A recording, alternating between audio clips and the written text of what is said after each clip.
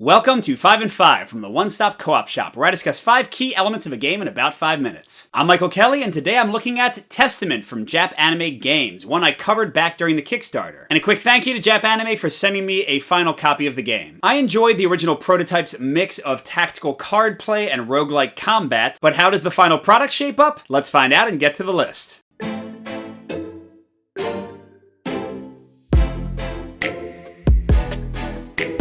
So first, at my number 5, I'm going to start with a mix, and that is the roguelike structure of the game. And to explain what I mean, if you aren't familiar with the term roguelike, there are a lot of video games and some board games that have sort of this model where you go through a randomized dungeon or some kind of adventure, and it's generally incredibly challenging, and you need a mix of luck and skill to progress until the end, which is usually a huge achievement to reach. And that is exactly how Testament feels because, oh my gosh, this game is so challenging. And they say right in the rulebook that you will rarely, if ever, win the entire thing. Now, on the positive side, this is going to excite some gamers because it is a great challenge, and they give you the ability to go back to the beginning of the level you died on and change up your build, so it's not too hard. You don't have to, reset the entire game fully. But on the negative side, the very high challenge level very early in the gameplay is certainly going to put off some players. It might just be too tough for them to enjoy. For my number 4, I'm moving down to a con, focusing on the cooperative play and kind of player count for the game in general.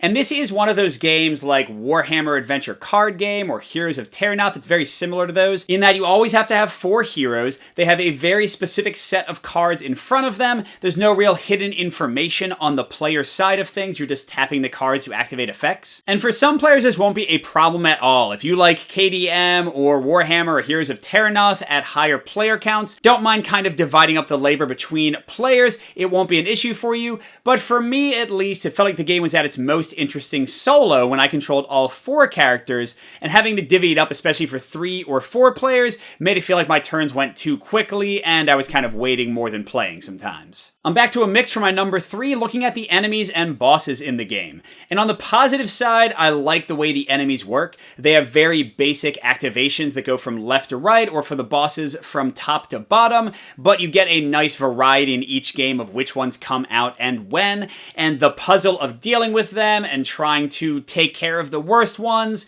and mitigate the lesser ones, or just survive while you build your abilities back up, can be really fun, keeps the game tense. But on the negative side, there's a possible variety issue here. You're going through the same decks of enemy cards over and over again for each stage, so you're going to see the same enemies, although, to be fair, in different configurations. But then for the end of level bosses, and there are 6 of them, yes, they have different orders of when their AI cards come out, and they're very different from each other, but fighting the same boss, like the same level 1 or the same level 2 boss, feels pretty similar game after game. So I think some of the freshness of the bosses could wear out after you play through a few times. But let's jump up to a pro at my number 2, focusing on the ability cards and leveling and building of your characters in this game. And how it works is, as I already mentioned, you have 4 heroes, and you pick 4 ability cards for each of them, and then after each stage, you get to level up one of those cards. But here's the thing, you are almost completely free to build whatever combination of cards you want. You can have a team of mostly healers,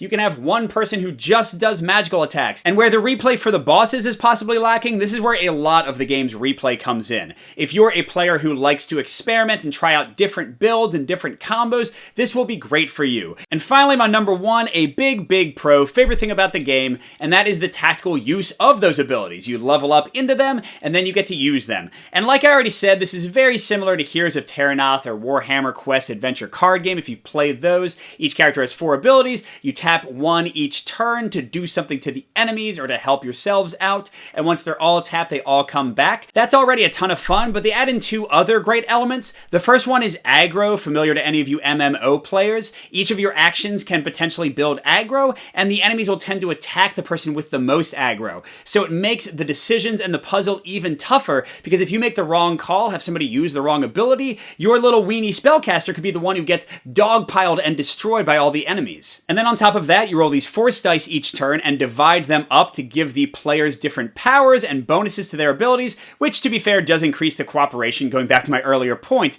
but again it makes the puzzle that much more delicious, just a really great tactical experience overall. So yeah, Testament was fun back when I covered the Kickstarter, and I'm happy to say it's still fun here, but you still might want to avoid this one if you don't like a hard challenge. Man, it is tough. Yes, they give some little tools in the rulebook for making it easier, but if you play standard mode, you're gonna get crushed sometimes. You might want to also watch out if you have no interest in trying out character builds, because that's a lot of the fun in the game. And also, if you want tons and tons of variety, the bosses might eventually let you down. But if you liked Warhammer Quest Adventure card game or Heroes of Terranoth, if you like tactical puzzles and card play in general, if you like roguelikes and really challenging adventures, especially with solo or 2 players, which is where I think the game shines best, Testament is definitely one to check out. And if you want to see the playthrough I mentioned and watch me get murdered viciously, check out the link that just popped up. Good gaming, and I'll see you at the next stop.